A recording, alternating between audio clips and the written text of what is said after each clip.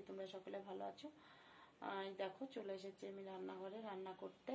আমি কদিন ধরে একবারে একটু রান্নাটা সেরে নিচ্ছি। তোমরা তো দেখতেই পাচ্ছ বাড়িতে কাজ হচ্ছে, তার কারণে প্রচণ্ড ধুলো হচ্ছে, যখন তখন রান্নাটা করা যাচ্ছে না। তার কারণে আমি সকালে একবারে রান্না সেরে নিই।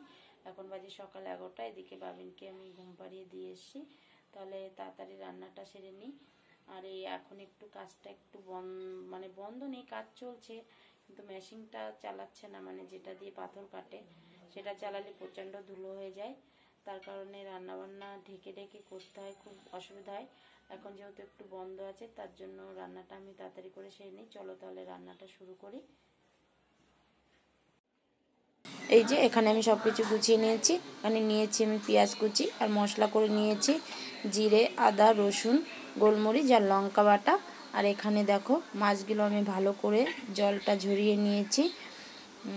ঝাঁঝরি থালা কিংবা তোমরা ঝাঁঝরি কোনো কিছু ঝুড়িতে একটু জলটা ঝরিয়ে নেবে, তাহলে ভালো হবে। এখন দিয়ে দিচ্ছি এর ভিতরে লবণ, হলুদ, আর দিয়ে দিচ্ছি বাটা মশলাটা। এবার দিয়ে দেবো সর্ষের তেল। এবার আমি এটা ভালো করে দেখো এইভাবে মেখে নিচ্ছি। এই যে সমস্ত কিছু ভালো করে মশলাটা একদম মাছের গায়ে যাতে মিশে যায় এইভাবে মেখে রাখতে হবে কিছুক্ষণ। এই দেখো সুন্দর করে মাখা হয়ে গেছে। আমি এইভাবে একটু রেখে দেব 10-15 মিনিট। এদিকে আমি এই যে গ্যাসে কড়াই বসিয়ে দিয়েছি। এ দেখো কড়াই গরম হয়ে গেছে। আমি দিয়ে দিচ্ছি এর ভিতরে সর্ষের তেল। আজকের রান্নাটা আমি সম্পূর্ণ সর্ষের তেলে করব। এই দেখো এর ভিতরে দিয়ে দিচ্ছি একটু জিরে, দিয়ে দিলাম পেঁয়াজ কুচিটা। এবার ভালোভাবে পেঁয়াজ কুচিটা নাড়াচাড়া করে দিয়ে দিচ্ছি এর ভিতরে মাছ।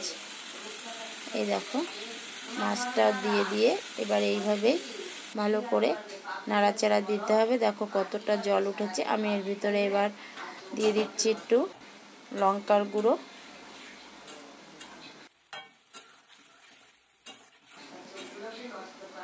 এই দেখো সুন্দর করে এইভাবে নাড়াচাড়া দিতে হবে। এই দেখো মাছটা দিয়ে কতটা জল উঠেছে, তোমরা তো দেখতেই পাচ্ছ। এই জন্য ভালোভাবে নাড়াচাড়া দিয়ে এই মাছটা কিছুক্ষণ টাইম ধরে রান্না করতে হয়। এইভাবে ভালো করে আস্তে আস্তে নাড়াচাড়া দিতেই হবে, না হলে কড়াইতে লেগে যাবে। তার কারণে সবসময় নাড়াচাড়া দিতে হবে। এই দেখো এইভাবে ভালো করে মাছটা একদম সুন্দর করে জলটা ঝরিয়ে রান্না করতে হবে। এটা খেতে খুবই সুস্বাদু হয়, তোমরা বাড়িতে অবশ্যই ট্রাই করো। এই দেখো আমার মাছটা প্রায় হয়ে এসছে। এখন দিয়ে দিচ্ছি এর ভিতরে ধনেপাতা কুচি। ধনেপাতা কুচি দিয়ে আবারও মাছটা একটুখানি নাড়াচাড়া করে নেব। এবার দিয়ে দেবো আমি এর ভিতরে গরম মশলার গুঁড়ো। দেখো কি সুন্দর একদম ঝুরঝুরে হয়ে গেছে মাছগুলো। আমার প্রায় লোটে মাছের ঝুড়ি তৈরি হয়ে গেছে। এখানে এই যে গরম মশলার গুঁড়ো দিয়ে দিয়েছি। আমি আবারও একটুখানি নাড়াচাড়া করে মাছটা এবার নাবিয়ে নেব। দেখো রেডি হয়ে গেছে লোটে মাছের ঝুড়ি।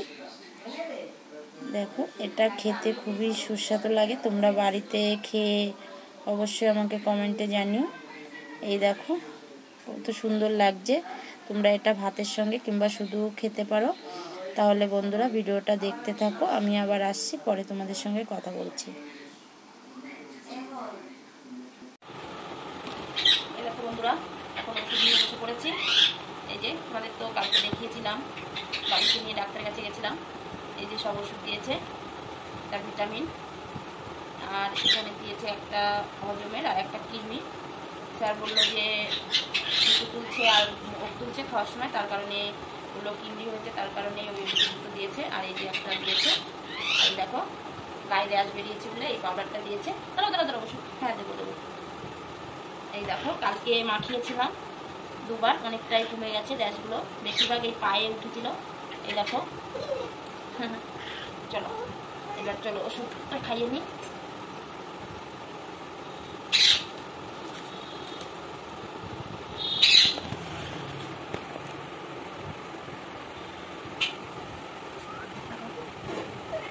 ভালো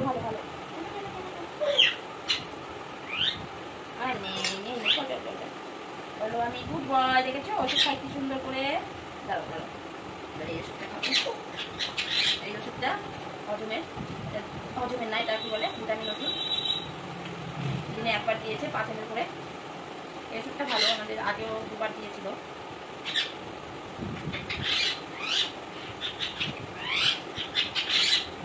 বলো হাই মিমিরা, তোমরা এরকম ওষুধ খেতে পারো? দেখো, বলে দাও বলে দাও বলে দাও। হ্যাঁ